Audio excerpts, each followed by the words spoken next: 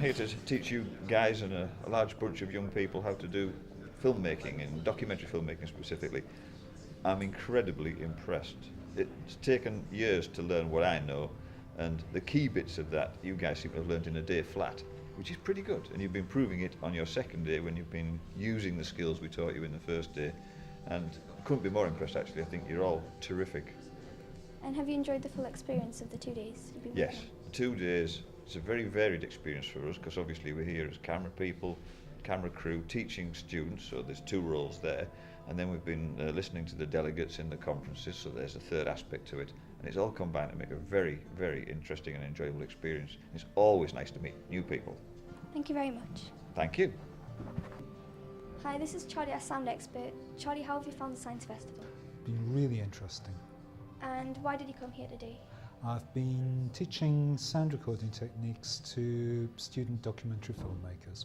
And how do you think they've found the experience, and how do you think they've coped with it? They've coped remarkably well. They've had to take in a lot of information in a short period, and they have retrieved it, and this film clip will show that they have learned. Okay, thank you. You're welcome. I'm here at Newcastle University on behalf of the Great Debate, Living in a Changing World. We're here in the Herschel building, and over the past 2 days we've been filming this documentary, learning new skills. I hope you enjoy it. Thank you.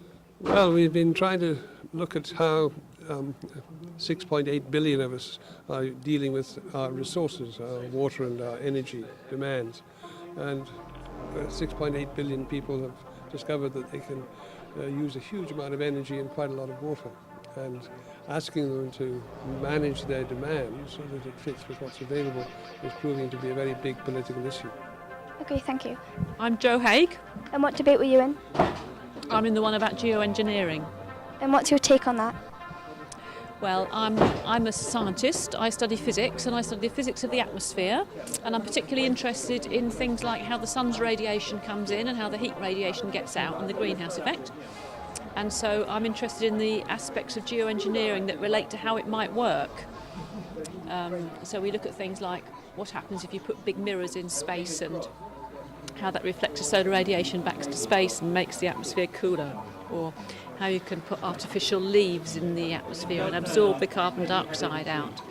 So I'm very much on the technical side, really, but my personal opinion is that the whole thing is really very dangerous to get involved in, and in fact it would be far better if everybody made more effort to use less energy and burn less carbon and get the carbon dioxide less into the atmosphere in the first place.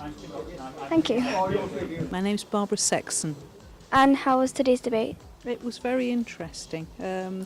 Brought out a lot of the issues that I didn't really follow because I'm an engineer, I'm not a social scientist, so it gave me a lot to think about in terms of how people should look at geoengineering and how they should control it or try and avoid its introduction, really. And how do you think it should be controlled? Well, I don't think it should be. I don't think it should be used at all. I think it's a very dangerous thing, partly because of the unknowns that might occur in terms of the way the planet might change, but also because I think if people in general see that there is an engineering solution, they will think, well, I can still carry on in the way I have done. And I think that is a very dangerous route to go down. Okay, thank you very much. My take on that is basically that geoengineering is a good thing, but it needs to be constrained and limited by society to make sure that it doesn't run away and run out of hand. And do you think it has any impacts on the environment? It has enormous impacts on the environment. I'm particularly concerned about the fact that the governance of it and who controls it might actually lead to forms of neo-imperialism, neo-colonialism, rich countries governing what poor countries should do. Okay, thank you. Social scientists trying to see, well, what are the issues for society, for policy and for governance in terms of this particular technique of trying to re-engineer the climate. And what would you say is the first step into doing that? Well, I think we need a proper debate. I mean, the idea that we get ourselves into the mess and we have more technology to try and get us out of the mess might create an even bigger mess, and that's a very, very troubling proposition. Okay, thank you very much. Thank you. What's your name? Mcann. And what debate were you in today? I was in on the food and water. And what's your take on that? I think it's very interesting. I think it's a whole series of sort of conflicting things which are interacting in terms of trying to get food out of countries such as Africa to feed developed nations, populations. A whole series of worrying issues there as to what is actually having the effect on local people. I think today we had an absolutely fantastic debate. I think we've brought some of the most knowledgeable people together, and they've summarised very well some negative aspects of water and food security, but also some very optimistic aspirations for the future. And can you just sum up what water and food security actually is? Well, everybody on the earth now needs food and water. We have Millennium Development Goals. We are ambitious in terms of supplying everybody with clean water and safe food. So basically, security is creating systems that work for everybody and preparing them for the future, which could include climate change and population growth. Okay, what's your name? My name's Julia Brown. And what role did you play in the debate today? I was taking part in the first panel, which is looking at water and food security, and I was talking about maybe we need to think about water subsidies again to achieve the Millennium Development Goals. And what are those goals?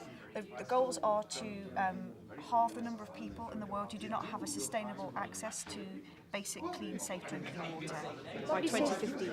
And what would you say is the first step in doing that? Well, I think it's about that we need to look again at the issue of water subsidies and to ask whether or not they can be, if they're targeted and appropriate, that they can be a really good way of achieving those Millennium Development Goals. Okay, thank you very much.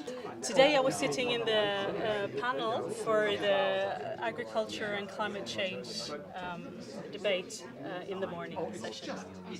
And what's your take on the food and water security?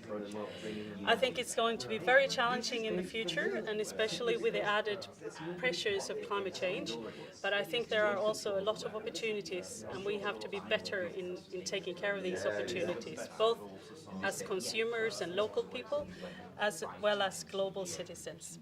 And I know you talked about population growth. What would you say about that? Population growth will happen, and we have to deal with it, both as researchers, but also as people in the general world, and make sure that everybody has an opportunity to develop, to have food, and be secure. Okay, thank you very much. This is Caspar, the director of the Great Debate. How have you found the debates today? I think it's been really interesting, a real range of opinions. Yeah, really good fun. It's good to hear lots of questions coming from the audience. And how have you found the Science Festival in general? Unfortunately, I haven't been to that many events, but the ones that I've been to have been really stimulating. And can you just sum up the past 2 days of the learning that we've had about filmmaking and the topics of the debate, living in a changing world? Well, I think probably one of the things that struck me the most, I've probably learnt as much as any of the other participants have over the last couple of days. It's been really fascinating, learning about filmmaking, seeing actually how people just naturally take on different roles during that process, because I think nobody started out particularly knowing which role they wanted to take. You sort of seem to see people fitting in, I mean, particularly you as our presenter. Okay, thank you very much. Well, that's a wrap.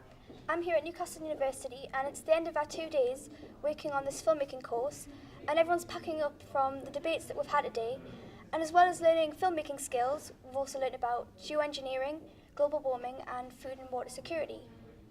Thanks for watching. Singing old songs that go, singing old songs that go, la da di da di da.